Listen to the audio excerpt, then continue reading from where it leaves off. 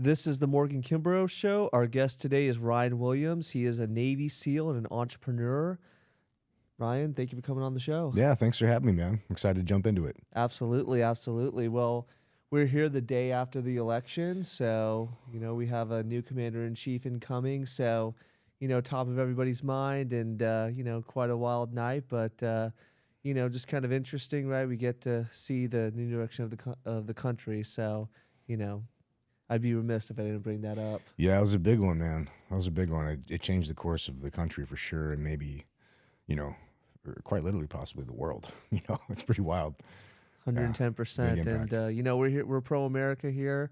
So, the fact that, as Americans, we get to execute, how we want the vision of this country to go through democracy, right, with our vote. And, regardless of whether, your side won or not, I think that we can all appreciate the fact that, if we don't like the way the country's going, every 4 years we have a presidential election, and then 2 years we have a midterm. So, that's what it means to be an American, right? Democracy. Yeah, choice. I think the problem is that too many of the wrong people have a voice now. It's like social media. Like it was great in public because there was consequences. Like you say the wrong thing to the wrong person, like you just expect that they were going to punch you in the face. But on social media, like everybody has an equal voice and they all think it deserves to be heard. And they're all talking. They get really upset when like you punch them in the face, verbally, and they're like, "What are you talking about?" So I think this republic is a better framework for it, thankfully. But the problem with democracy is that most people are fucking stupid, and it's what we're going towards is like democracy in its current form or trajectory that it was going before yesterday. I was basically like you and four bums getting on an elevator and taking a vote on how much money to take out of your pockets collectively. Right. I'm like, guess who has the fucking money? So anyway, I've come to my own conclusions on that, and I'm really, it's probably a good thing that I'm not president because we'd have definitely some different policies. Yeah. I think Trump's pretty moderate compared to what I think should be done. 100%. Well, and again, I should backtrack, right? We're a republic, right, that gives way for democracy, right? And the beautiful thing is that we have the Constitution. The choice, right? Yeah. Right, that limits powers to make sure that we don't have a direct democracy where the majority rules, right? So we have the chambers of Congress, and then we have the legislative. So, for those, let's just say on the left that are not happy about what happened last night, right? The amazing thing, again, we have the Constitution and checks and balances of the legal system that makes it so, that there is not tyrannical rule, which there will not be. So, very excited about that. Yeah, it was really impressive how smart the founding fathers were, especially for being like, someone like 20 years old or something. Right. Can you imagine any 20-year-old out in PB, like creating anything like that? But anyway, yeah, times are different back then, but yeah, it's pretty exciting time, man. 100%, 110%.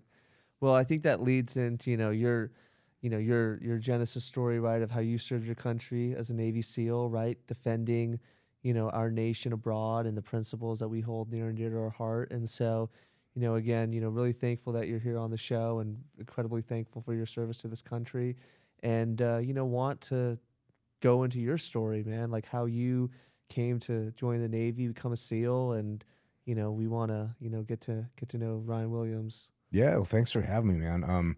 My SEAL story is actually not that interesting. I'm like a very vanilla, like very normal team guy. And there's nothing really, I don't have any good war stories. I don't have anything like that. I got quite a few bar stories, probably more than I want to have. But I don't have any war stories.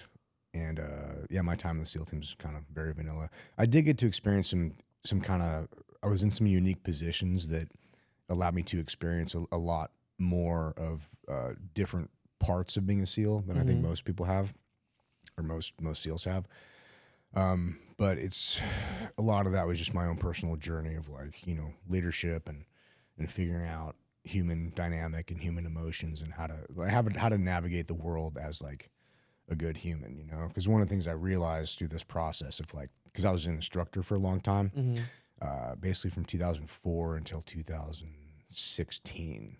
Part of that was active duty. Part of that was as a Department of Defense employee, as a civilian in the SQT pipeline, which is this like part of the SEAL training pipeline. So I put like a lot of guys through training, but it's every team guy since like, I think maybe April 2004 until the end of 2016, I was one of their instructors. So that, from the time I was 26, so it put me in a leadership position that was good for me to have.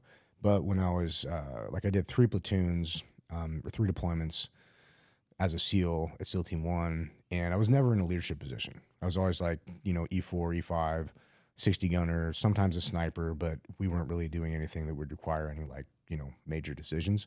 So I was never in a leadership role until I went to Buds and started teaching third phase. And then you're, as an instructor, it's an amazing leadership challenge because you've got these guys that will, literally jump off a cliff if you tell them to.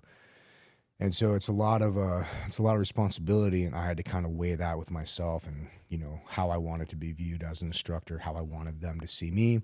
And also at that time, I was considered, I would probably go back into the teams. So when you're training guys who are eventually going to be, not your subservients, but like your peers or sometimes your superiors, because the officers go through the same training, it's kind of a different mentality where you always have this thing in the back of your mind. It's like, well, I have to train them. I have to hold them to a standard, but I can't be such an asshole to them that they just never want to work with me or just hate me, So I screwed that up a couple times. Like the first couple classes, I was way too nice. And then I was like, got screwed over a couple times by the students. I'm like, fuck these turds. And then I was an asshole for like 2 classes. And I realized this is not the way to go. I need to find my balance, my equilibrium as an instructor, like how I want to be perceived. And thankfully I had the opportunity to course correct after that. But yeah, there's probably, a couple classes of students, now team guys, that think I'm a just complete a-hole, and they'd be right. I was, but that was a unique opportunity because I was, it was, I don't know if that opportunity exists anymore. It was kind of a unique timeline in the history of like the SEAL teams and their training environment. But I was the longest serving instructor in the history of naval special warfare. Wow. So it's like, because normally you go to 3 years, then you go back to a team. But I did 3 years, got out, and then taught 8 years as a civilian. So it's just pretty unique that somebody has that length of time.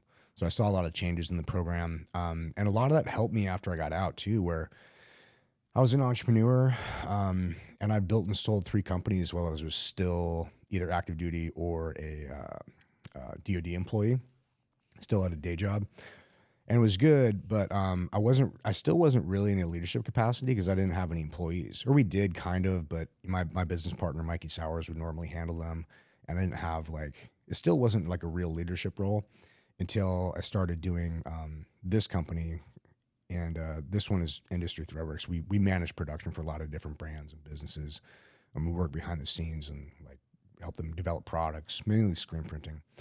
And so we work with all these companies, and we started to grow. And we started to need employees, and I'm like, holy crap, we got up to 24 employees at one point, and we had 3 warehouses and a big ass HQ space, and it was all glass and everything. And it was a real challenge for me because I was trying to figure out, again, my leadership style. It's that same thing I experienced as, a new instructor. It's like, okay, I'm a civilian CEO at the time of my company. Again, how do I want to be perceived? What's my leadership style? What's going to be most effective for my goals? How do I transfer what I want out of the team to get my goals? How do I make that their goals? How do I get us aligned on this? And a lot of people with the military leadership, I think military leadership is way overrated. I think certain people like Jocko does a phenomenal job of it. I've learned a lot from him and a couple other guys. But I think for the most part, when people I was a command master chief and I know leadership, I'm like, bro, you can't throw your employees in jail if they don't do what you do. If they don't do what you want, you know what I mean? It's not the same leadership style at all. And in fact, I would argue that it's actually detrimental to your development as a leader if you don't step outside that and kind of there are some useful things that you can learn from that, but there's only probably 10 to 15% of them actually apply. The rest of being a good leader, which I'm not, I'm still learning, but the rest of that is completely different. It has to be picked up from elsewhere, because you can't just yell at people and expect them to, do what you want to do. Like, we just had, like, some of our staff is, right leaning, some are neutral and some are left. And like, one of our staff just texted this morning. It's like 5:40 in the morning. She texted my wife. My wife's the CEO of the company now. Oh, wow. And she's like, hey, I'm just, I just have a lot on my plate, and can I work from home or have the day off to process what's going on? I'm like, oh my God, dude. So how do I navigate that as, feeling what I feel? But also, she's a really good employee, and she's great at what she does. So how do I align my values with her values, and how do I articulate that in a meaningful way to where she's not going to be pissed off at me? She still is engaged in the company. She still is working towards her goals, our goals. Like, how do I navigate that space? And, in the military, just be like, fuck you. Yeah, come in, get in line. Get in go to line. the brig. Like, that's it. 100%. But civilian world, it's a lot more nuanced, man. And I think it's a lot more challenging. Obviously, the stakes aren't as high in most cases. Like, you're not like, going after bin Laden or, jumping out of helos or life and death stuff.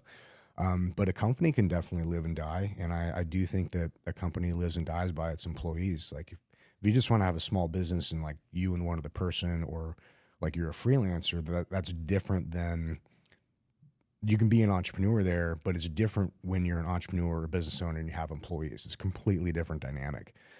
And that's where I think the hardest part of scaling in, at least for me, what I recognize is there was the two hardest parts was the finance part and the employee part.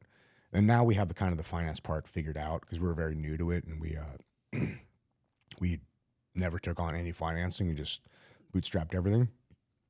But then we got ourselves I got us in a really bad position, I think about 3.5, 4 years ago, where I almost lost the whole company. We were like, $500,000 in debt and didn't know it.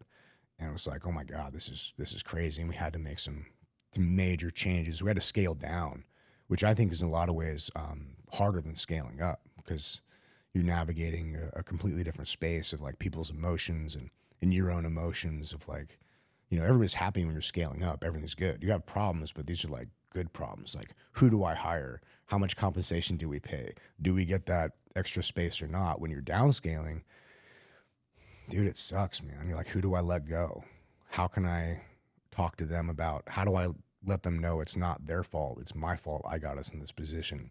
And how do you adjudicate that with yourself too?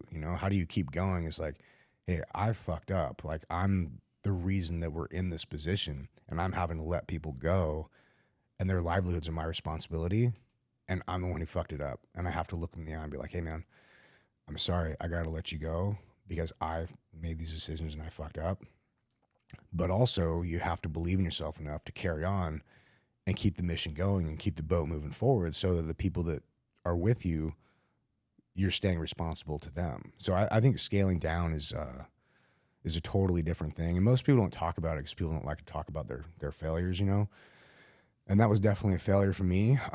But we survived, and man, like, sometimes just surviving is a win, especially after COVID. And a lot of people didn't. And dude, it's been a lot of things to navigate. So that's why I'm glad you have podcasts like this, where people can talk about the good, the bad, the ugly. Like, do you want to get into entrepreneurship? Do you not? Like, what is entrepreneurship? Like, because people see the flashy cars, and like, I've had a couple Lamborghinis and they're fun. But I've also been riding around a Lamborghini that I owned, and I had $3 in my bank account. It's like, it's a wild ride, very volatile. And it's just part of the process. Like, there's not a single entrepreneur I know that's been in business for longer than 3 to 5 years that doesn't have like a massive story of like some kind of either almost failure or massive failure, or, just barely hanging on or almost losing their business. It's just part of the process. And I think if people had a clear and more honest perspective on what entrepreneurship really is, I think people would have more success with it, because they know what to expect. You know what I mean? Like if you go into a UFC match, you shouldn't be surprised you get punched in the face. You know what I mean? That's what you're expecting. But if all you see is guys prancing around the ring with their arms up, you're like, yeah, I won, and you don't see the training, you don't see the slugfest, and you don't see the pain and the blood, then you're like, I'm gonna go be a UFC fighter, and you're gonna be really surprised the first time you're punched in the face, you know. But if you know what goes into it, and you know the training involved, and you know how hard it is, you're not gonna be surprised when you're punched in the face. And I remember the first street fight I got in, I was very afraid of being in a fight, and then I got punched in the face the first time, and it was a very freeing feeling because I realized, oh, that guy punched me pretty hard. My nose is definitely broken. I'm bleeding all over, but I didn't hurt that bad. Probably the adrenaline. But I'm like, okay, I'm not made of glass. This is fine. Let's go. And I beat the shit out of him. But I think a lot of life's like that. Like if you have unrealistic expectations, you're gonna be very surprised by how difficult everything is. And the reality is, like in life, like everything is difficult. You just got to choose like what you want to spend your time dealing with. 100%, 100%. I mean, so much to unpack there. But, you know, what I really want to just hone in on, right, is, again, your time in Buds, right, and how that prepared you, right, to become a Buds instructor, right? Mm-hmm. What was the contrast there? And then how that, you know, eventually, because I, you know, did my research and how you talked about actually being a Buds instructor really helped you, you know, was able to leverage that for leadership, to be to be a entrepreneur, to lead people, right? Like, you just want to hone in on your Buds experience, because you're not just a run-of-the-mill SEAL, man. Like I mean, I don't know how anybody could say that, because you're a SEAL, man. You're the creme de la creme, dude. Like, you know, like the 1%, whatever it is. Yeah, but you know what it is. Like yeah. when you're around like really high performers, Yeah. like that's just the expectation. And there's guys that have like amazing stories. I'm like, I don't have any crazy stories like that. I have my own, you know, my own journeys that I've been on. But yeah, if they're looking for like, you know, team guy war stories, like, bro, there's a lot of people that have those. I just don't have any good ones. Yeah. But yeah, there is something that's pretty interesting, and the theme of it is basically self-evolution, right? So when you're a Bud student, like when you're a Bud student, all Bud instructors look like God to you, because that's kind of like a little bit of brainwashing. Most of the dudes are like super young, 18, 20, and you go into this thinking that like it's this big program, there's a lot of prestige. So you have a lot of respect for these guys, and you'll kind of do whatever they say. And there's a lot of like fear involved, because they're not going to beat the shit out of you like physically with their hands, but they will like make your life extremely difficult, like getting wet and sandy, like getting cold, just stuff that you don't want to do. It's not fun. So it'd actually be easier if they just beat the shit out of you. Like that would be preferable to like all the other stuff that they have available. But anyways, there's a large fear component to it. And I remember when I was a student, that's just normal, you know, student fear of the instructors.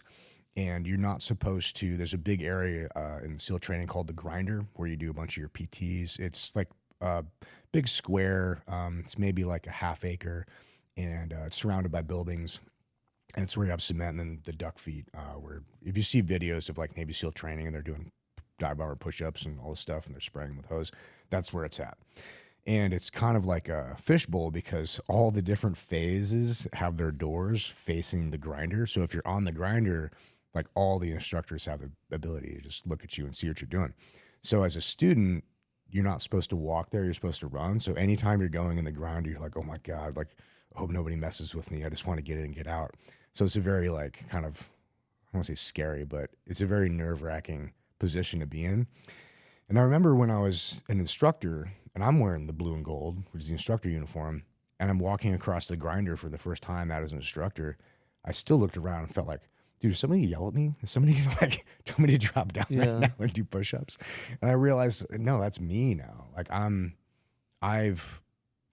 hadn't yet evolved into the person that I needed to be for that position.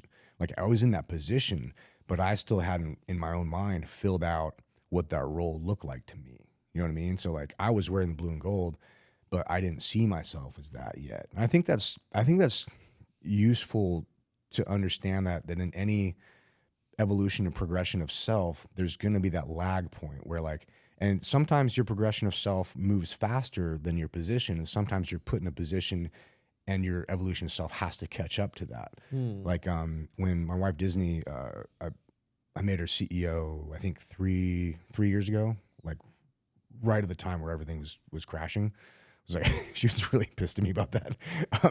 But she wasn't ready for the position. She's been COO for years. Like, we're a 10-year-old company now. She was COO for years, very operations heavy, very good at her job. And I told her, babe, you've been crushing it as COO. I know you're going to do phenomenal as CEO, and the team that we have, you're going to be a better CEO than me for this. And she didn't believe it. She was very hesitant to do it. And, but once she stepped into it and she spent like 3 to 6 months in the role, and she realized that she's like, you were right. Like, I am good at this. She just needed to believe, she needed to see herself the way that I saw her. She was a good fit for the role. She just didn't see herself like that yet. And I think there's a lot of situations in our own lives where, especially as entrepreneurs or, goal-driven people, like you want to be in a certain position. You want to get there. You want to do this thing or become this person. And I think in most cases, you have to become that person before you get put in the position. Just like in that case of Disney, she was already that person for that role. She just didn't see herself as that person yet. But once she was in the role, she then, in her own mind, caught up to where she felt comfortable in the role. I think oftentimes we all are in those positions, whether it's in a personal relationship where you don't feel like you're good enough for somebody, or you don't feel like, you're worthy of them, or whether it's your parents, or like you don't feel like they value you, or you don't feel like you're living up to their expectations, or maybe they let you down, or whatever it is. But I think we all are playing catch up in one way or another of, like, our big goals, who we want to become, and once we achieve those goals, how we fill out that role in our own mind. Well, when I think about, the person we want to become, right? And just not even just talking about business, but personal relationships, right? Of like, am I worthy of this person? Am I worthy of this role, right? I mean, would you say like imposter syndrome kind of plays in there, or like, or I should ask this question, right? Of like, when you've been in those situations, right? Stepping into being a BUDS instructor, or stepping into, a leadership role, right? Like, how do you manage that expectation, right? To, instill that confidence in yourself, like, hey, I'm here for a reason. I can do this. Yeah, I think it's tough. I think imposter syndrome is definitely part of that. And there's been a lot of talk about that. I think it's because it's a very real part of, the human experience. If you're driven, you want to, evolve as a person or position, like, you're going to feel some of that at some point. I think there's more to it though. But how do you navigate that? I think having a strong sense of self really helps. And that's where I think, I know for me, like, fitness really comes into that. I know I make stronger decisions as a business owner and as a leader when I'm feeling confident in my own sense of self. Like, when I'm feeling like I'm in shape and I'm solid, I'm good, and things are going well, I feel like I make really good decisions. When things aren't going well in the business, and when I have made mistakes, and when I have to kind of like sit back and question myself, was like, dude, I did make these mistakes. How am I going to move forward and trust myself to not make those mistakes again? I think a lot of that just comes down to who you view yourself as. And I view myself as, I'm a person who does the right thing, always. Like, and there's big talk now about, like, you return the cart, you know what I mean? Like, small things, and how you do one thing is how you do everything. And I think there's a lot of truth in that. And I find myself, like, I was just talking to another business owner the other day, and he's really struggling with stuff, and he's having finance problems, and he's a good dude. Like, he does do the right thing, but he's in a position now where it's like he's drowning, and when you're drowning, sometimes you'll take anything you can get to stay afloat. So he's in a position now where he's trying to do the right thing, but there's like short money and long money opportunities, where, like, long money, when you're in a good position, you can make the investment and not worry about it. And you can give people grace. Like, hey man, I know you owe us $5,000 for this invoice, but you know what? I know you're struggling right now. Don't worry about it. Pay us in 30 days when you're settled. But if I'm struggling and I owe somebody $10,000, I'm like, bro, I'm sorry. I need that $5,000 invoice paid, like, today, because I got to pay it. So it's hard to do what you want to do as a good person when you're not in a good position. But also, I think that's what really matters, is how you it's easy to make good decisions when things are going well. It's easy to be nice when you're flush. How do you handle it when things aren't going well? How do you handle other people? How do you handle your spouse, your relationships, your employees? Do you snap at them, when you're in a situation that is, probably your fault that we're in this situation? And how do you handle with them? And I think that's where your character is developed and revealed to yourself, because I've noticed that sometimes I haven't made the best decisions when I was, drowning, and it sucks. And so those are some of the biggest decisions I regret, because I'm like, dude, I was, and these are small things, like broke my buddy's surfboard and didn't tell him, you know what I mean? It's not like major things, but still, like, to me, that weighs on me, because it's a moment where I didn't do the right thing, and it weighs on me. Anyway, I think it's just good to practice yourself. People practice doing cold plunges to make sure they're doing hard things. I think it's good to practice doing the right thing, because a lot of times it is the hard thing. And I think the more you practice it, the easier it gets, number one, but also it becomes ingrained in you as like a part of you and a part of your personality and part of your internal identity of who you view yourself as. And now, like, I view myself as a person who does the right thing, and a person who makes quality decisions and takes care of people. And that makes it a lot easier to brush off the haters too. Like, oh, you're a piece of shit, you did this. I'm like, okay, why? Like, what have I ever done that makes you think that? And then they don't have a reason. Like, okay, then you don't worry about it. But if you do piece of shit things and people call you a piece of shit, maybe you're a piece of shit.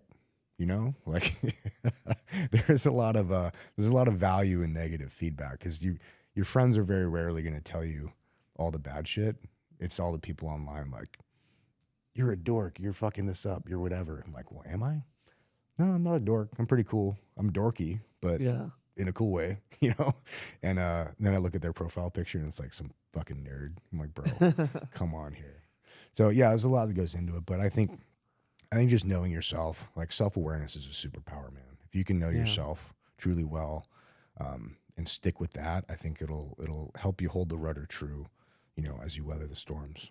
100%. I mean, amidst this chaos, right? I mean, we all have, experienced times, right, where things we just are not going right. You have a lot on your table, a lot on your plate, right? Whether it's business, relationships, right? How have you evolved, right, to not react, but take it in and not just, have an emotional reaction of just staying calm, right? Not snapping or not doing something, in haste that would, ultimately just be worse. Two things. Number one, I think keeping an eye on the goal and not compounding mistakes. Because I know when we were going through that big problem that almost ended our company, it was my fault. I hired the wrong person as CFO. I didn't check his stuff. There's this great quote, I think Ed Milet said it. That's where I first heard it, but inspect what you expect. And I didn't do that. I was trying to be like a good leader. I'm like, oh, well, I'm not going to micromanage. I'm not going to be as aggressive. I'm just going to hire good people and let them do their stuff and like not get in their shit. And man, I fucked that up. I'm not Jocko. I'm not good at that. And so every time and this is in our big growth phase, and every time it's like, hey, I went to him like, can we hire these people for marketing? Can we lease this space out? Can we hire these people for this, or brand managers? His answer is always like, oh, let me check. It's like, oh yeah, we can do it. Dude, and then some things happened. We found out, dude, we couldn't do any of it. We were losing $20,000 to $30,000 a month for a long time. And we're like, holy shit, dude, we're about $500,000 in the hole. Like, how are we going to solve this problem? And we were, at that time, I think our operating capital was about $400,000 to $800,000 a month, like just running through. I think our top line was like $7 million, so it was around there. And we had like 30 grand in the bank, and I owed a good friend of mine like over 300 grand. I'm like, bro, I got 30 grand in the bank. I owe you 300, and other people, everything, are about $500,000 behind. I'm like, what the fuck? How are we gonna get out of this? And there's about 4 days where we knew it was wrong, but we didn't know how to fix it yet. That was the hardest time in 17 years of entrepreneurship, where I'm sitting there. I remember I was laying in bed, staring at the ceiling. It's 4:30 in the morning, haven't slept. I'm just sitting there. I'm like, dude, I'm a shitty entrepreneur. I'm a shitty husband. How did I get us in this position? How did I not? Because everything's so obvious looking back, you know? But at the time I was like, dude, how did I get us here? Like, oh my God. And, you know, questioning myself and everything. And my wife rolled over Disney and she's like, babe, you still up? I'm like, yeah. Like, I'm sorry. Like, I don't know how the fuck we're going to get out of this. And she just looked at me. She's like, babe, yeah, I don't know either, but I know we're going to handle it. I was like, fuck, I married the right person, man. Yeah. Makes a huge difference. And what we ended up doing was, it was a combination of a couple things, but we basically put together a plan of how to fix it. And we knew that the plan would work based on, we took control of the math. That guy was gone. We took control of the math and dialed everything in. We're like, oh, we made a plan. We'll be out of this in 6 to 9 months.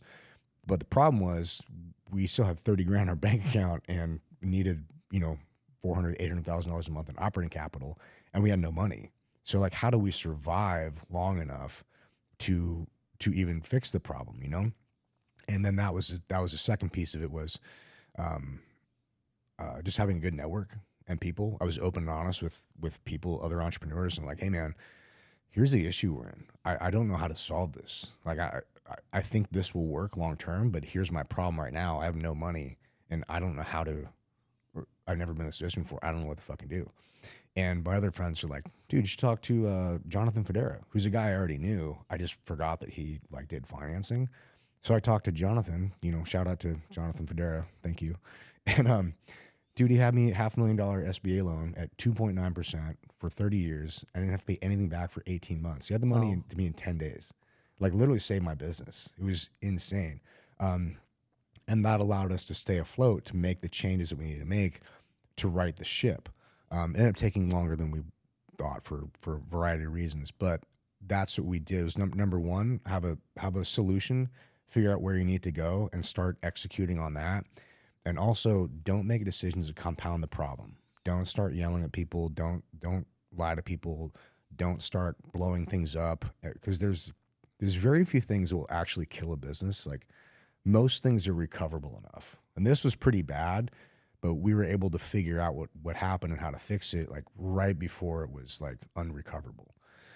So you can make a lot of mistakes in business, and everybody will make a lot of mistakes in business, but I think the key to it is just, if you don't make the same mistake twice and you keep going over a long enough timeline, the only outcome is success, right? So it's kind of like, keep your eye on the ball and don't get yourself deeper in quicksand by making quick, irrational, emotional decisions. But man, honestly, a big part of it is having the right people in your corner. Like having my wife, like I fully believe like who you marry is the most important business partnership you'll ever make. Hands down. So her having my back on that, and then also being extremely operationally capable, and then just our friend group, talking to people and being honest with my shortcomings and you know, and what we needed and where I failed, and having a strong friend group that was very capable and very well connected. And these guys are great, and that's what Jonathan does all the time. So he's like, bro, I got you, no problem for him to fix it. But unless you know that he has a solution, unless you're connected, you would never know these things. So that's why I think it's important for people to talk about, you know, the bad stuff, because most people don't talk about it. Most people just want to talk about the good stuff and how cool they are. Like, yeah, but everybody's cool on Instagram. Yeah, 100%. I mean, you see people posting the flashy cars, you know, the models, you know, and I think some of it is actually fake. They're renting the cars, renting the models, you know, like the glorious aspects, and you know, is you know, the monetary, you know, reward for that. But you know, I want to talk more about you and your wife. You know, you have a you know, how you met, you know, your relationship together, how that progressed to not only, you know, be married, but also be in a partnership together in business. Working together? Oh man, yeah, we piss each other off every day. Oh, we were just, before I even drove over here, we're like having a discussion, because she's still a woman and I'm still a guy. Even though she's a phenomenal CEO, like better CEO than me. And she's very capable, which is why like when she does stuff and she doesn't listen, I'm like, babe, I know you're a smart person, but like this is literally the third time I've said this exact same thing, and I need you to like, I need to talk to my CEO. I can't talk to my wife right now. Like, just listen to the words coming out of my mouth, then we'll fix this. And we did, but it's really hard to navigate that dichotomy between, you know, where do you draw the line of like husband and wife, and where do you draw the line of like, you know, business partners and you know, roles in the company. And I think that everybody has to kind of figure that out for themselves. But again, it comes to self-awareness, being open and honest. Like, I know that now I'm good at certain things within the company, and more like a creative, like, I don't want to say visionary. I'm not really a visionary, but like just in a creative, like going out there and trying to do a bunch of different stuff, right? That's more my role. And her role is more operations heavy. And we're both really good within those roles. I can do what she does and she can do what I do, but neither of us are as good if we try to do that. So we just stay within our roles, and we try not to step on each other's toes, because there is some overlap, and then we have to be like, okay, well, you're going to make this decision because this is within your wheelhouse of your role and responsibility in the company. You're going to take my advice on it, but you're going to make your decision, and I trust you to make that decision. And she has to trust me to make the decisions that are within my wheelhouse and in my role in the company. And I think that's very important, because it can foster a lot of resentment if you don't have very clearly outlined roles and responsibilities. And also, too, I think as an entrepreneur, it's so all-encompassing to be absorbed in your business, like, because that's just kind of what you do. Like, the business becomes you. You get completely absorbed in it, and you feel like it's hard to talk about or even think about anything else when you're just obsessed with your own business, which is honestly the way that you have to be to build anything significant. And if you have a partner who's not involved in business, they usually start to grow to resent the business because of the time that it takes away from them. So I would, if that resonated with whoever's listening here, I would invite you to bring your partner into the business in whatever role they're interested in. Find a toehold, find something in the business that they are interested in, and invite them to help you make decisions in the company. Invite them in to see what you see in the company. And then at the very least, even if they're not involved in the company, hopefully they can see what you see in the business and align with what you want out of the company. You got to show them how that's going to provide what she wants out of her life with you in your life together. Alignment's huge. And that's pretty much what we did. Like, Disney and I have been together just over 10 years now, married for 5, and she was my first employee with this company. And she took my systems and processes that I made, and she's really good operationally. So she put a lot of infrastructure in them, defined them, made SOPs about everything, and then chunked them out. And now they're repeatable and they're systematized. And that's what we needed to get employees, because systems scale, and then you have employees that manage the systems. So that's how we were able to scale, because I'm all over the place and I take a bunch of different things and I mash them together and it works, but it's not usually scalable, because that's just not how I view things. I'm not that good at it. So she improved my processes and built them out. And that's how we're able to figure out what I'm good at and what she's good at. And now, you know, it took us, 7 years to figure that out. But that's what worked for us. But it started with her resenting the business and all the time that I was spending on it. And I still had a day job too. And she was going to nursing school, and we never saw each other. And so finally I was working at home on a computer, doing some tech packs for one of our clients. And she's like, "Babe, what are you doing? Like, let me check that out." And I showed her like Adobe Illustrator and how we had all our stuff. And I showed her how I was invoicing and everything. She's like, "Well, why didn't you do it like this?" I was like, "I never thought about that. That's a better way. Okay, let's do it like that." And she's like, "Really? You just changed it because I said that?" I'm like, "Yeah." And so that kind of threw a light bulb for her, because she was getting frustrated with nursing school because there's not a lot of autonomy they have, and there's a lot of red tape, and a lot of times they're not able to do what they know is right because they don't have the right processes in place. So she was very frustrated with the red tape of being able to do what she knew was right. So for her, having the freedom to actually affect change immediately on a system was very freeing to her. It's very appealing to her. And that's how I got her hooked in the company. And now she's the CEO for 3.5 years. But that's what started it for us. But it is tough, man. And it's not, I think in a lot of cases, it's really good for people to work in the same business together. But also you need to make time for yourself, and you need to have time. What we found is that we had to define the 5 Love Languages book is a phenomenal book. I highly recommend everybody read that. But what we found is that her love language is quality time and mine wasn't. And I thought being in the same room was quality time. So I'm like, oh, we're in the same room. It's the same thing.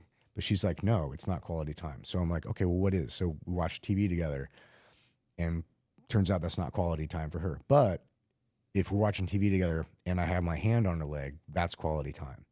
So it's like, okay, that's not a big ask. I can do that. So we started doing, an hour, 90 minutes a night where we come home, we try not to talk about work during our time, and we just kind of relax and watch TV together.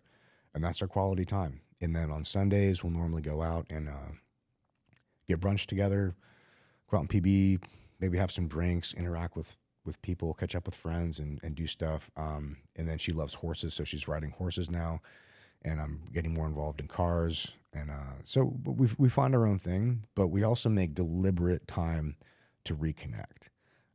Because, dude, I mean, of all the couples I know that work together, it's not a single one where it's like peachy all the time. Mm-hmm. Like it's very difficult. And I think a dynamic of that too is that to be good at your job in any capacity, you can't be a pushover. So if you have like me and her, we're both very strong personalities.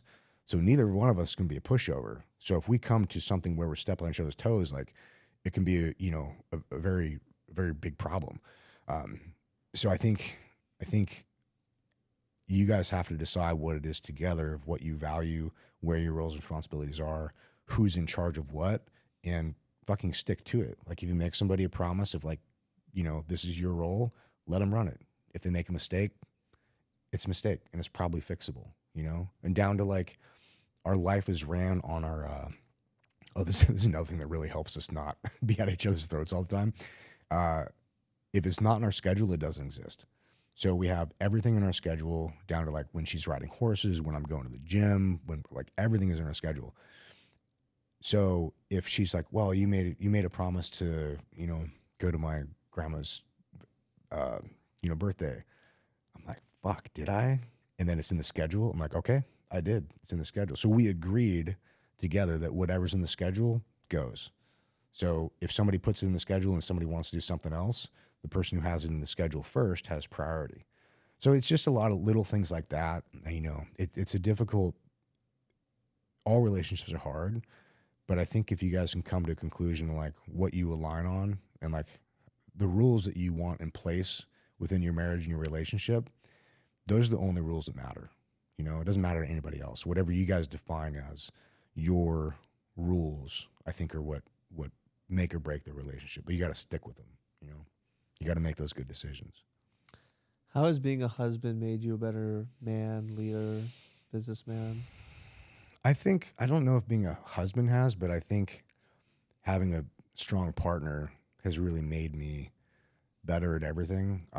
It's held me accountable to a lot of things, like making the promises that I made to her before our relationship or before our marriage, during our marriage. A lot of that, it just comes down to, like we talked about before, like doing what you say you're going to do, like making the right decision at the right time when things are hard or when things are good. Just sticking to your word. I don't know, man. We don't have a kids yet, so maybe being a dad will like change my perspective on it, but I don't know. We just have a really good like partnership. Yeah. Well, what they say, behind every good man is a good woman. Yeah, poking him in the ass. She's great, though. I love her. But yeah, part of our love language is talking shit to each other. I love it. It's beautiful. Tough love. Yeah, well, she's definitely tough. That's for sure. Love it. Iron sharpens iron. Yeah, absolutely. Yeah. Yeah. I wanted to, something you mentioned, right, about when you were going through that time with the company, right? And things there's certain things that are unrecoverable in a business, and there's certain things that you can do where, there's a point of no return. Can you talk about that a little bit more, of perhaps maybe an example you've seen of when, someone made a decision, whether it was, a decision of fraud, try to cover it up, or just something so drastic that, in that situation you went through, right? If you would have taken another course, that it would have, your company would have gone in the gutter.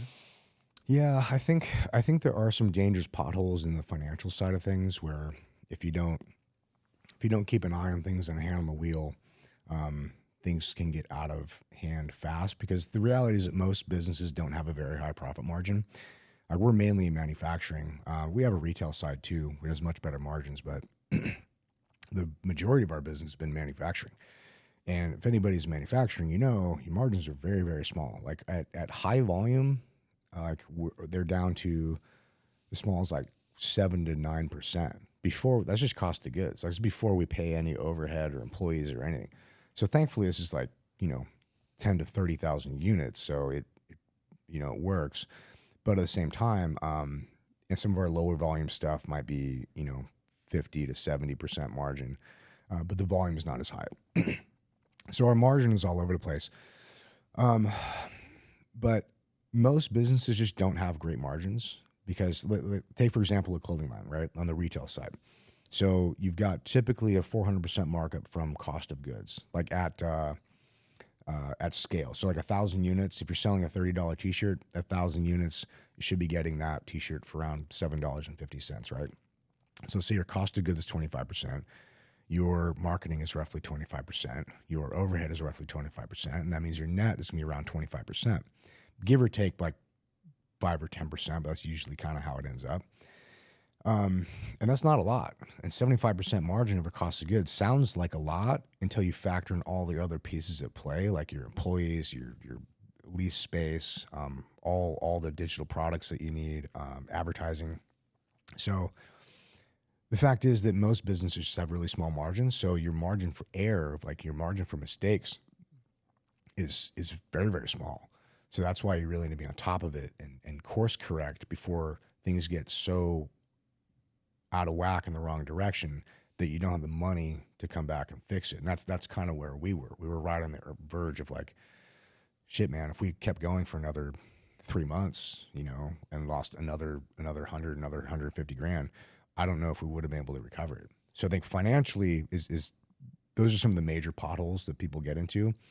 And what I learned later is that it's very common when you're scaling up.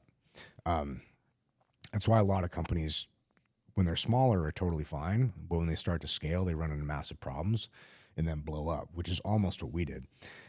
The other thing I think is just not being authentic and not basically lying to everybody and cheating people. And the entrepreneur world, well, any circle these days, especially with social media, any circle is just too small to fake. Like, you're gonna be found out. Mm-hmm. Like we're suing a former client of ours right now for a breach of contract, and he owed us $218,000 at one point. And but his whole brand is built on, I'm a leader, I'm a lion, I'm this fucking person, but it's completely fake. He's like, do the right thing, all the shit that I'm saying, I actually do. All the shit that he says, he just puts it on a t-shirt, but he doesn't do any of it. Like, he doesn't actually live that life at all. So we're not the only ones suing him. He's got a lot of lawsuits coming, simply because like you just can't operate that way, and you can't lie to that many people and get away with it. Like, people are going to find out. It's not how it was in the 90s, where like it was hard to communicate. Now you post something up, you can read the comments, somebody comments something, you talk about them, some of these, like, this guy has like whole accounts dedicated to like talking shit about him. Yeah. And they're right though. They're not talking shit like, oh, fuck that guy, he's not cool. Like, he's a cool guy. He's just a huge piece of shit. Now, would you say like that mindset of just, when you're screwing people over, or people like what factors in? Is it ego? Is it self-centeredness? Is it just short-term thinking? Right? I don't know, man. I think some of it's nature versus nurture. I think some things are just born a certain way, and I think a lot of it too is just reinforcement. I think a lot of people just get away with it for so long, they just think they can keep going. But a big piece of it comes down to self-awareness and accountability. And every single, because he's not the only person that we deal with a lot of people over the last 17 years in this stuff. in the apparel space, and there's been quite a few people that have the exact same mold, huge ego, think they're all this, and they put it on a t-shirt and they just do not live it. And so it's very common, but one thing they all have is that they always blame everybody else. Blame everybody else for, oh, it's this person screwed me over, this person's biting my shit, this person did this person did that. And there's no accountability, you know? But that's the problem, is as soon as you give up accountability, you give up your own power to solve the problem. Because that just means you're going to make the same mistake again, you know? And and this guy and I were friends for years before we even started working together. And so he owed us all this money, and I'm, you know, being nice, super nice. I was always nice to him. And I'm like, hey man, like, let me help you with this. You know, I flew out to where he's at, spent a couple days working with this team, like trying to solve these problems. And I told him, I was like, hey man, here's the problem that you're experiencing, and here's the solution that, you know, it's really the only solution I can think of to fix this problem. And he's like, oh, okay. So I called him like a week later, and it's like, hey man, did you do that thing? He's like, oh no, I didn't do the thing. I'm like, so don't you think that maybe the problem is going to continue, or you're going to have the same problem again if you don't fix it? He's like, oh, no. I'm like, bro, yes. Like, if you don't fix the problem, it's going to happen again. And that's exactly what happened. And then that cascaded into like a further and further thing. And his business, I don't think is recoverable, because it was both those things. Huge financial mistakes. And also, he's just a liar. He's just a total liar. Like everybody who's ever worked with that guy has a story about him being a complete piece of shit. It's wild, dude. Like I've met a lot of weird people that like just complete narcissists in, you know, this space, the apparel space. But yeah, he's definitely one of the biggest. It's pretty funny. Interesting. Yeah, it's comedy now. Is it somebody we don't know? Oh, probably. Yeah. He's out of Utah. We're in an ongoing lawsuit with him, which is a whole other comedy thing. It's so funny. I get lawsuits like street fights now, you know? Yeah. Like you can dodge and weave. You got a plan to go in there. You can jab. You can lead people. You got your right hook ready. Like lawsuits are like street fights. How much of that, I mean, you know, Donald Trump, right? He's been going through that for the past, you know, 4 years. And again, as a businessman, like, you know, just think about that, right? But like the fact, you know, lawfare, just like being in business, right? Like talk about that aspect, because I don't think, dude, people, it takes a massive bandwidth, dude. Like even if you're right and even if you're winning, dude, it just like your mental bandwidth, like the things you have to deal with for it is a lot, dude. Like we've always been the ones suing other people. Like we've had some, you know, bullshit IP lawsuits back and forth with people, but it's basically like, you know, skirmishes. We've had a few like pretty knockdown 6-figure, you know, lawyer bill fights. And, yeah, it's the same as a street fight. You're just dealing with these people and then seeing how they operate. And, yeah, it's like chess moves. It's like anything else. You just got to plan it out. Shit, I didn't answer your question there, did I? About just like lawfare, legal. Oh, that. yeah. So that's the bandwidth portion, dude. Yeah. Well, I will say now we have fun with it, because now, like the previous lawsuit we were in, we're suing this other guy for some other. Oh God, he's so stupid. We're suing him, but my mistake was I was basically hiring a sledgehammer to swat a fly. So we hired 2 attorneys who were $850 an hour. And so we ran up like $120,000 in lawyer fees.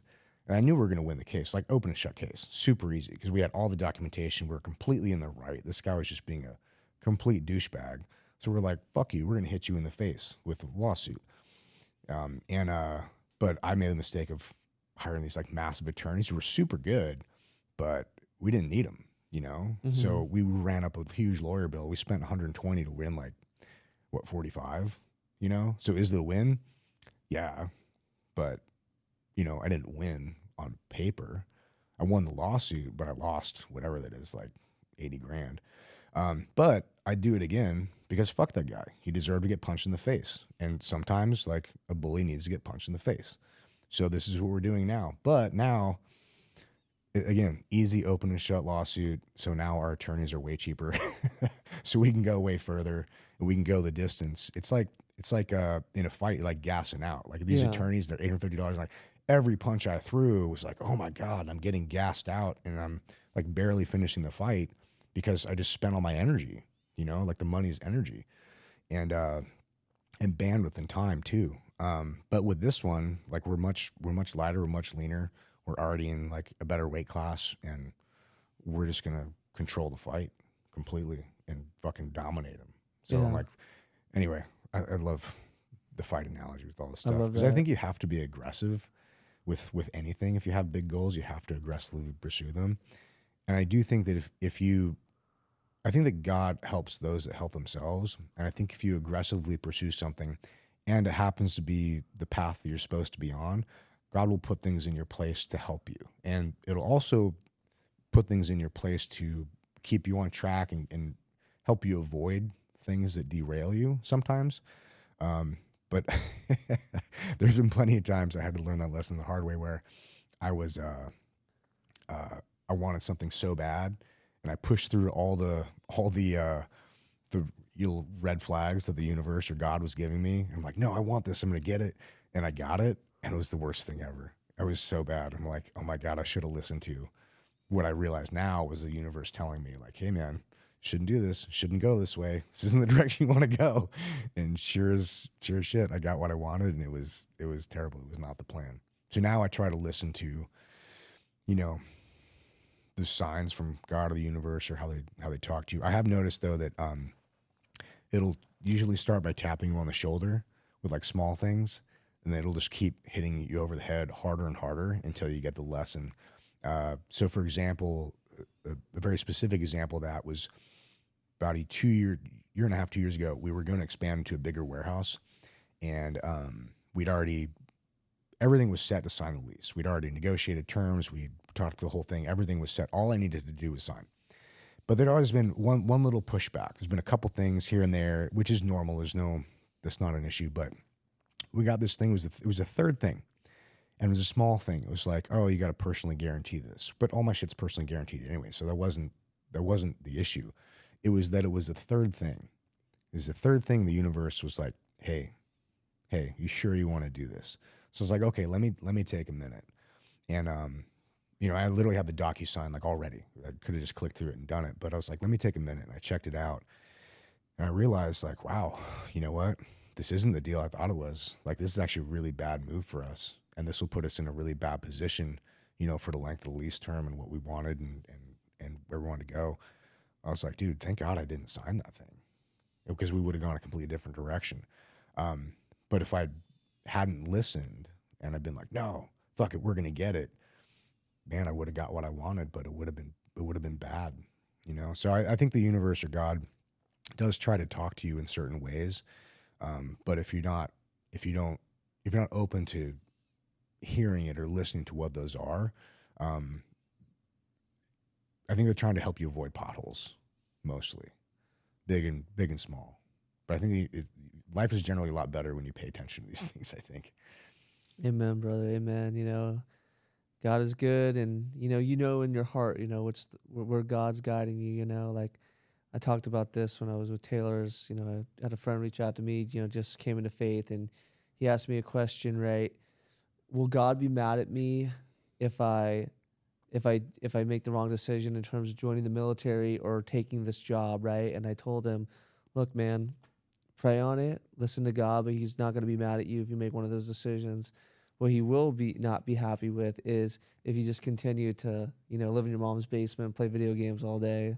Yeah, if you don't live up to your potential, God gives you potential in this path in life, and but it's up to you to do the work. They're not going to give it to you. Like nobody's going to give you anything. You have opportunities that are presented to you, but like none of them come without work or effort. And if they did, like, probably wouldn't want them, or you shouldn't want them.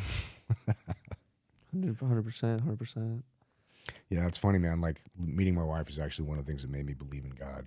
Because I grew up like super atheist, like anti God. And then I realized that a couple things happened. I realized I was more of a agnostic. And then a couple more things happened, and like I said, just the universe constantly like knocking you on the shoulder and like showing me things. And the reason that I came to the conclusion that God is real is that, well, two things. Number one, I was with a girl on and off for 9 years before Disney, and she was very religious. So in an effort to understand her more, I would go to church, which I used to hate, and now I, actually should go to church more often. It's really enjoyable.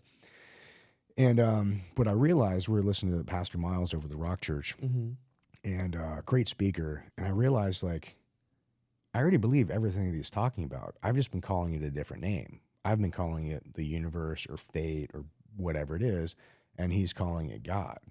I'm like, it's the same thing. I've already believed this stuff. I was just calling it a different name. So I was like, okay, that brought me closer to being open to it. Read a bit of the Bible, which was, interesting. But what really cemented it for me was I was looking back on my life, because I met Disney through a series of coincidences.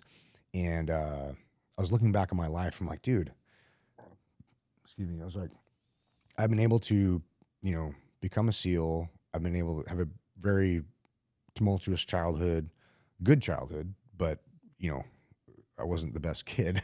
And I barely I barely made it through like so many narrow misses by driving my mom's car when I didn't have a learner's permit at 130 miles an hour at night on the freeway. I'm like all this stuff, or like barely missing a Camaro that just happened to turn by like inches, like my life could have been very different. And then I wouldn't have had a clean background. So it would be harder to join the military. So all these things, and then things in the military, and then buds and training, and all these things in my life and relationships. And I was looking at the metrics of it because I'm a very analytical person. So I was looking at it. I'm like, what are the odds of all these things just being coincidence or happenstance, of all these things lining up where I just barely escaped this, or I want this and I get steered a different way at the last minute? And what are the odds of me ending up on this path with this person and this thing right now? And I did the math on it, and it was some astronomical amount. It was basically it's mathematically impossible for it to be a coincidence.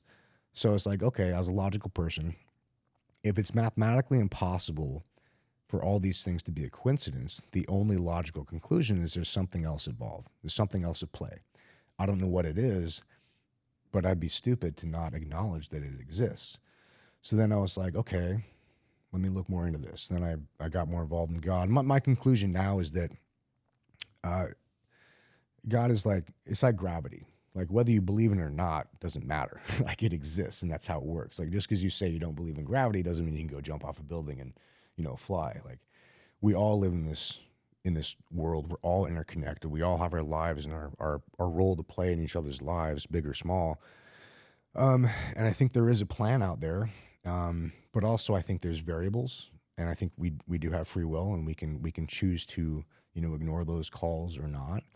But I think that's part of what makes us interesting as a species, or whatever God's interest in us is, or if it's just us. I don't know if that answers any question at all, but that's just kind of that's my conclusion after, I'll be 47 next month, and 17 years as an entrepreneur, 10 as a SEAL, and all these other little random things that I've picked up over the years. Yeah. A lot of life. God's put you where you are right now. And, even when you didn't know him, he was still there with you along the way, man. He was just looking for, guiding you, and then got your heart.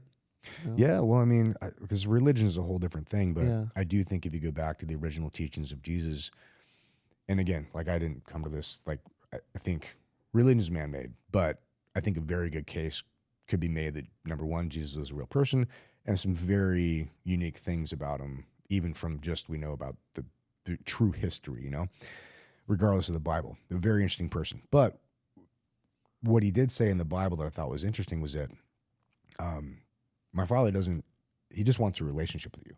He doesn't care how that happens or what the language is or whatever it is. He just wants a relationship. You don't need to be in church. Your church is all around you. God is all around you. You can commune with him however and whenever and wherever you want.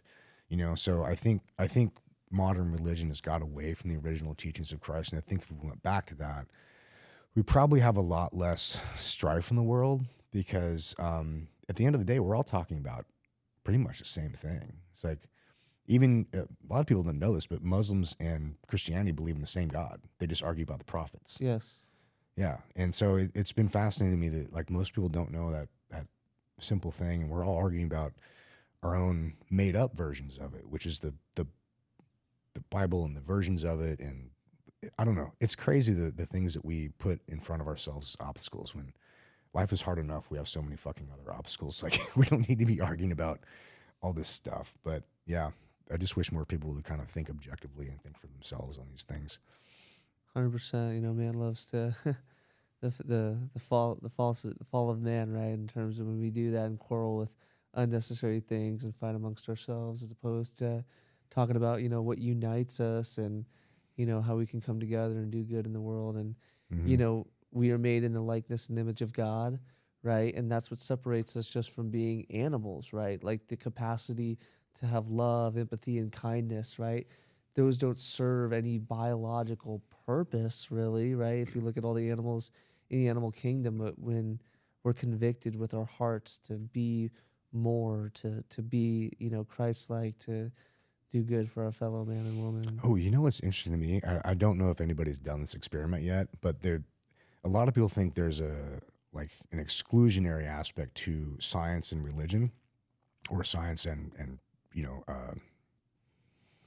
faith, basically. But I think they go hand in hand because I would love to see this. Like, what defines a soul, right? Because you've probably heard of that scientific experiment where objects will actually behave differently when they're observed by a human.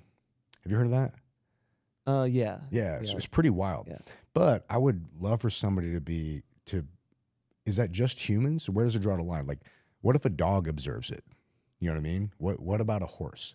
And if it changes for them, does that mean they have a soul? Does that mean they're not? Like, what is it about us that lets us affect the physicality of the world around us? We can actually interact with it, and it changes for and to us. Is that just innate to humans or other animals? And if it is other animals, where does that stop? Can you put an ant on a microscope, and does it have the same effect? I'd be really interested to see like where that line was. But I think there's a lot of intersections between faith and science. I personally feel that science is the language of God, right? Because like if you get up and walk across the room, like you're not like, well, let me fire my hip flexor and then my hamstring and then my quad. You're not thinking about all these things. You're just like, I'm gonna go walk across the room. So God could be like, you know, let there be light, and boom, creation happens. And it doesn't need to be like, well, let me put this atom here and this atom here. Like science could be the language of God. So I think in some ways, the more we understand about science, the more it leads us back to God in a lot of ways. 100%.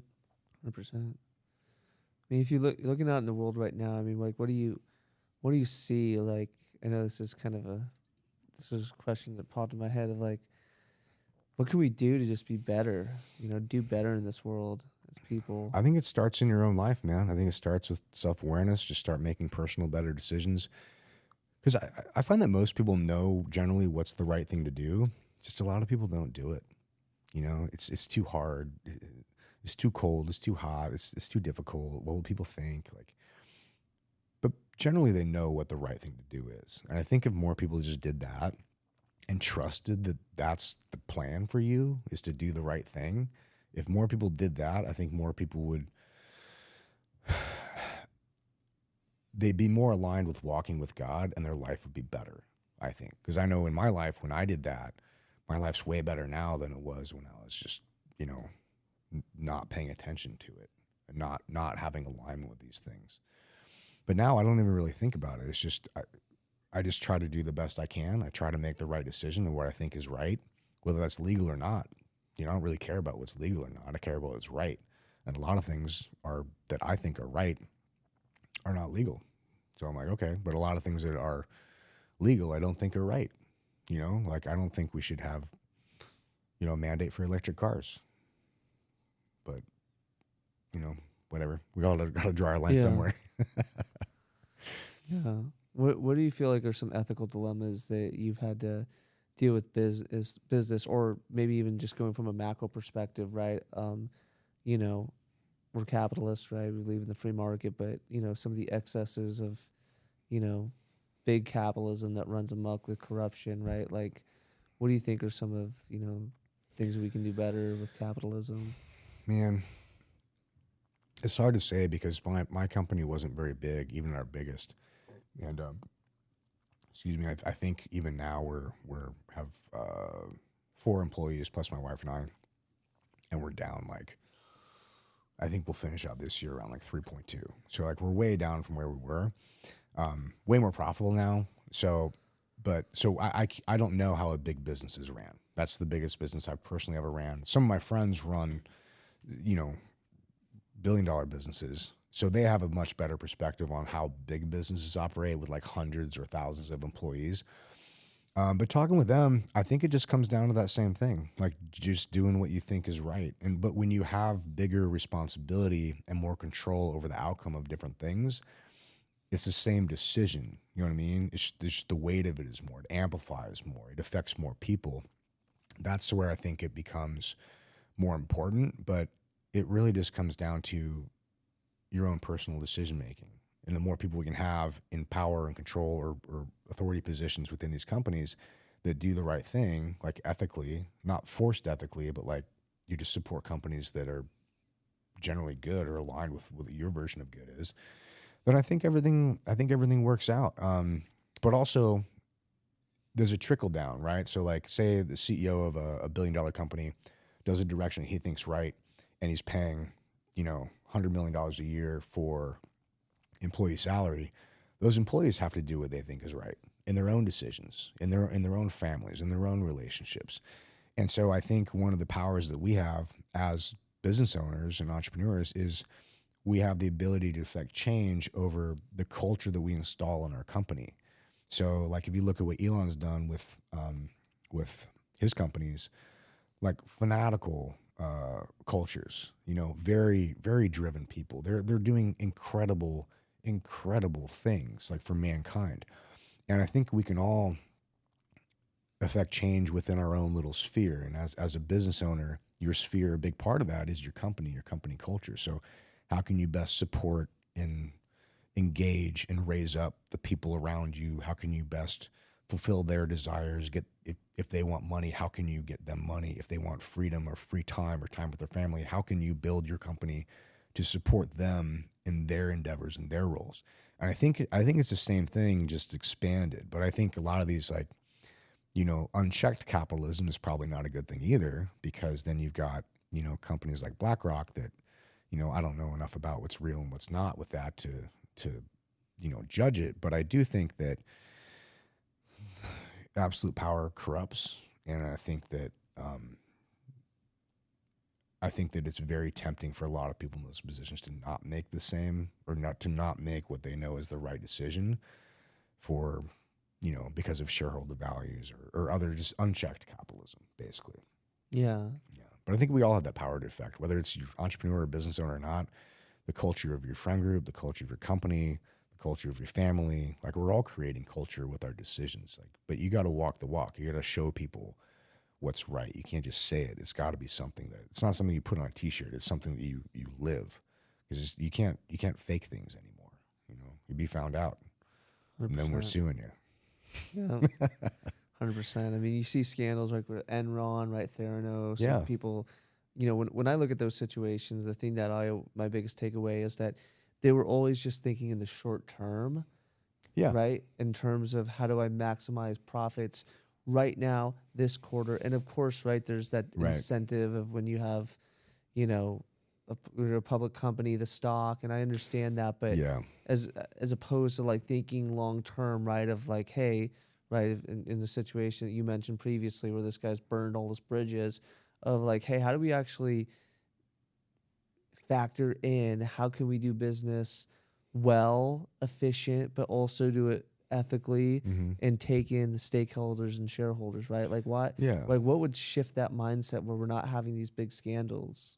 I think just freedom, because without this forced fake sustainability or DEI quotas, like, we're forcing you to be morally correct by you got to hire more purple people or whatever the fuck it is. Like it's just fake. It's just completely fake, and it doesn't work. And I think if we just get back to personal accountability, making solid decisions, doing what you think is right, then that's a good start. And I think I think the culture of America was that, like in the 50s, like that's what it was. Like people had a sense of responsibility, you know, men's and women's roles. And you know, a lot of that's outdated. We don't need to go back there. But at the same time, the American culture was generally one of like, if you were a piece of shit and you owned a company, nobody would support your company.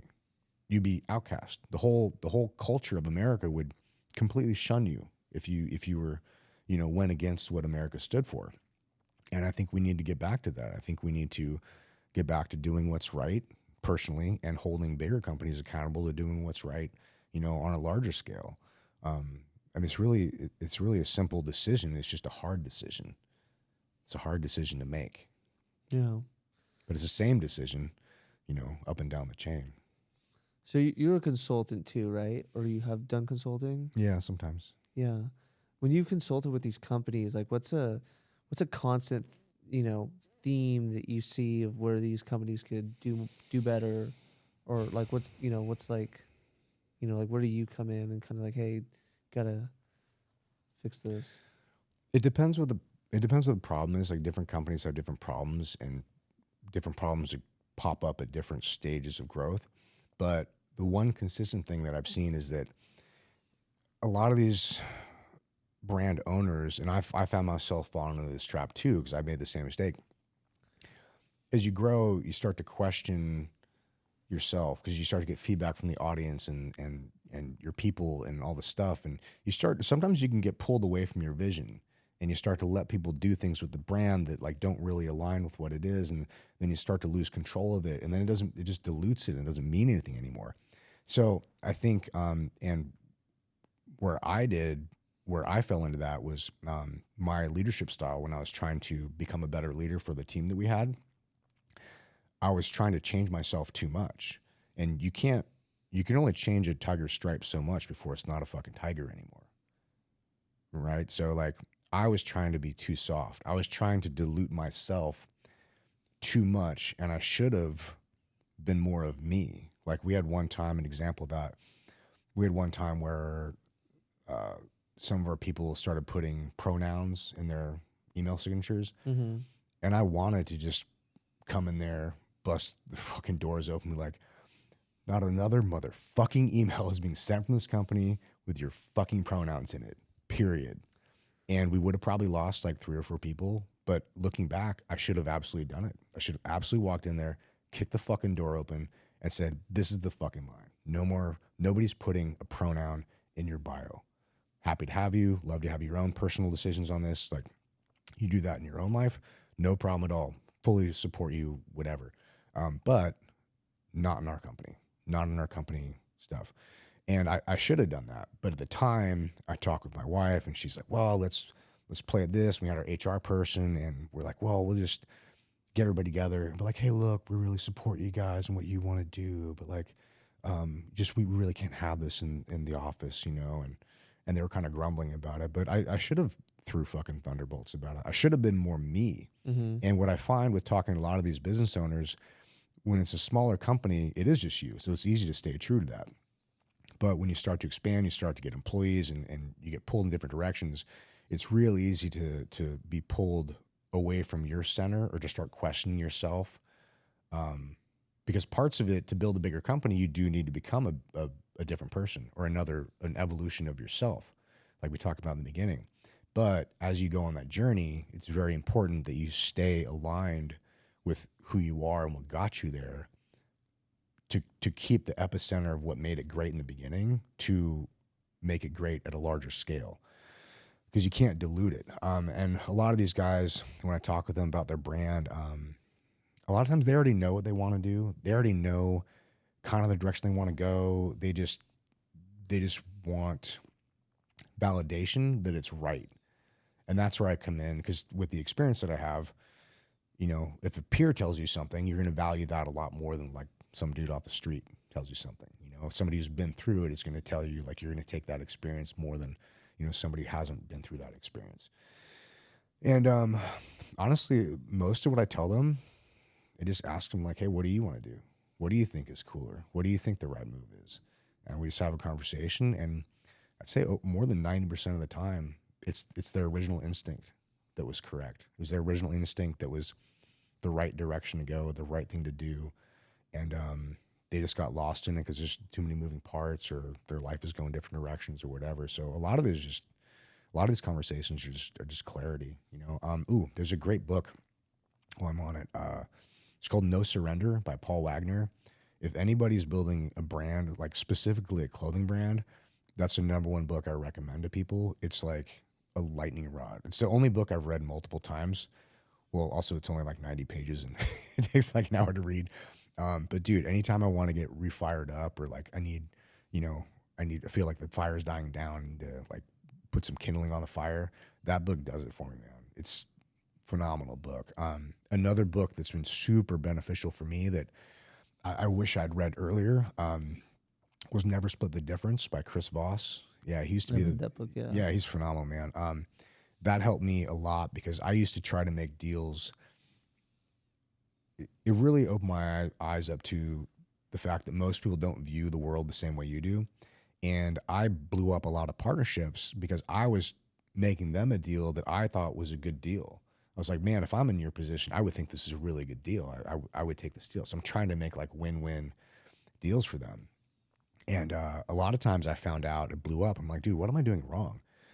But now from that book, I realized I was just approaching it differently. So now when we make deals, I'm just like, hey, what do you want out of this? Like, what's a win for you? Like, what's your ideal situation? And then we work from there. So they tell me what they want, and I figure out how to get what I want along with what they want. So we need alignment. And the book's really great where, like as a little example of this, subtle nuanced difference. Like if you're like his conversations are mainly argumentative because they're going against like a hostage negotiation situation. Yeah. Like it's hard to find alignment on that. But he's like, if somebody says, you're right, that's basically them saying, fuck you, not listening, don't care. They're blowing you off, and they're going to completely do whatever they want once they're off the phone, right? But instead of saying, you're right, if they say that's right, that's how you know you have alignment, and that's how you know they believe what you're saying, and you're on the same page, and they're probably going to do what they say they're going to do. The difference between you're right and that's right, super subtle difference, but it's completely 180 in the meaning. So little things like that really made me realize that I'd been approaching a lot of things in my life the wrong way. And if I'd read that, man, probably 5 or 10 years earlier, I probably could have saved a lot of like business relationships, client relationships, even like some of my friends, because maybe I'm probably autistic or something, but I believe in the truth, and I don't care how somebody packages it up to me. Like, hey, you're an asshole, you did this. I'm like, well, did I do that? Is that true? Or what they're saying true? I don't care how it's delivered. But my problem is that I tell other people that the same way. And most people don't take it like that. Most people, you have to sugarcoat a little bit. You have to wrap it in something that's palatable to them. So I found that like I blew up some long-term relationships of mine because I told them the truth, and I was right in what I said, but I was completely wrong in the way I approached it. And, that's cost me some pretty good relationships over the years. So it's a good book. Don't make the same mistakes I did. Read the book. Yeah, I've read Never Split the Difference. And then the other one, but about the brand. Oh, No Surrender by Paul Wagner. No Surrender. Yeah. Okay. I got to read that one. But in terms of building a brand, right? I mean, doing my research, right? You started the apparel company around 2006, right? Yeah, Mike and I started Forge Clothing 2007. Gotcha, yeah. And since that time, right, as you've grown and scaled that company and other companies, right, that's where, the infusion of social media, right, Facebook, Instagram, Twitter, right? Talk about, how that's, changed the game of the, dude, it's business. Totally different, business, man. Yeah. Like when Mike and I started Forge back in 2007, it was in a lot of ways the opposite of what it is now, in that it was way harder to start an apparel line. So there weren't as many around, so it was way easier to gain traction. But now it's the opposite. It's so easy to start an apparel line. Like I could, we can make one right now in 20 minutes. You know, it's so easy to start one that there's so many that there's so much chaff in the air. It's so hard to scale because it's so hard to get noticed. It's really hard to get that escape velocity to get big enough where like you can really start to like be known. So in a lot of ways, it's the complete opposite. In a lot of ways, it's the same though. The infrastructure is the same. You still need quality designs. You still need a community. You still need a good product. You still need to deliver it to them in a timely manner. People still care about packaging, customer service, all the basics. But the communication platform has definitely changed, and how you get people's attention has definitely changed. From, you know, we started that, and Facebook wasn't even around back then, and Instagram wasn't around. So we're on MySpace at the time. MySpace, Tom. Yeah. You know Tom's from Escondido? Is he really? Yeah. Oh, tell him thanks. This is way better than Facebook, man. Wish we could. Not all progress is forward, you know. Yeah. Facebook was way better, or MySpace is way better. MySpace. Yeah, but it's been good, man. Now we work with, you know, a couple hundred different clients a year. Probably a good 50 to 70 of those every year are clothing brands, everything from startups to, you know, 8-figure guys, and they all have different pain points at different points in their growth and different problems, but a lot of it's the same stuff too, though. Like there's not a whole lot of difference between them. You know, they all go through the same process. They all have the same problems, just at different stages in the process. But it's been pretty cool. We see a lot of patterns. We get to work with some pretty cool people too. So it's been fun. I love the space. We have such a good time working with like such cool people. Like it's just I don't know, man. I love what we do. You know, it's really cool in a lot of ways. It's definitely challenging, very frustrating a lot of times, but it's also very rewarding. Absolutely. What are you most optimistic about for the future? Man, I hate scaling down. I feel like we're retreating, and I am really looking forward to stepping back on the gas. Or I will say too, if anybody's running a business, Mike and I started Forge, like I said, 2007, like the right at the peak of like the 2008 financial crisis. The last 6 to 9 months have been the hardest market I've ever seen in 17 years of entrepreneurship. Like by far way harder than the 2018 or 2008 financial crisis. Because back then, if you had a house, which I had, you're kind of fucked. But a lot of people weren't affected by that. But now, dude, everybody's affected. Everybody's affected by what's going on. So it's been, we have so many brands that are just folding up shop or selling for cheap or losing money and don't know how long they can survive. So if you guys are listening, you're struggling right now, dude, you're not alone. We talk with a lot of brands in the space and everybody is struggling. But I think if you can just keep holding on, the ship is turning around. I'm glad Trump won, but even no matter who won, I think now that there's a decision that's been made, people are more likely to spend money on anything because they know what to expect. When there's uncertainty and there's no decision, people really clam up. But now there's a decision being made, which I personally feel is the right decision by a long shot. I think now we're going to see things come around. I think we're going to see things like really accelerate in a positive way. And I'm looking forward to stepping on the gas again because I want to have a bigger company. I want to have bigger. I know everybody says impact. I don't really like that word, but I want to share my vision of what life should be with more people. And the closest people to that are our friends, our family, and our employees. I want to get a bigger company with more employees. I want to really be intentional with how we craft the culture this time around. And I want to use that to challenge myself and grow myself into the next version of myself I need to be. Because I want to build a big ass company, say $100 million company. So who do I need to become to be that person that can run and lead a $100 million company? I'm not that good of a leader. I'm trying, and I'm way better than I was, but I wouldn't say I'm good. But I need to be good in order to lead a $100 million company. So I'm looking forward to that challenge, and hopefully we get there. But even if we never get there, I think just having a goal and a general direction is really important in everybody's life. Whether you ever get there or not, it doesn't really matter. But I just need somewhere to shoot for. And I think that's a quality goal. Amen. Amen. Got any final thoughts you want to share with the audience? And then also if you want to share where people can find you. Yeah, man. Honestly, I find that in all my discussions with people from whether you're in entrepreneurship already, you're running a big company, a small company, you're thinking about diving in, my one recommendation would just be fucking trust yourself. Like, you probably already know what the right thing is to do anyway. You probably already know what your vision is. I would say just trust yourself, go for it, take that first step, and trust yourself to figure out what's next. And I think if more people did that, I think they'd have a lot more fun in their lives, a lot more fulfillment in their lives. And, not to be cheesy, but like, I think that's what God wants. I think God wants us to fulfill ourselves in the biggest way possible. I think you're selling yourself short if you don't challenge yourself to grow in whatever capacity that is. Whatever you want to do, find something and take steps towards it.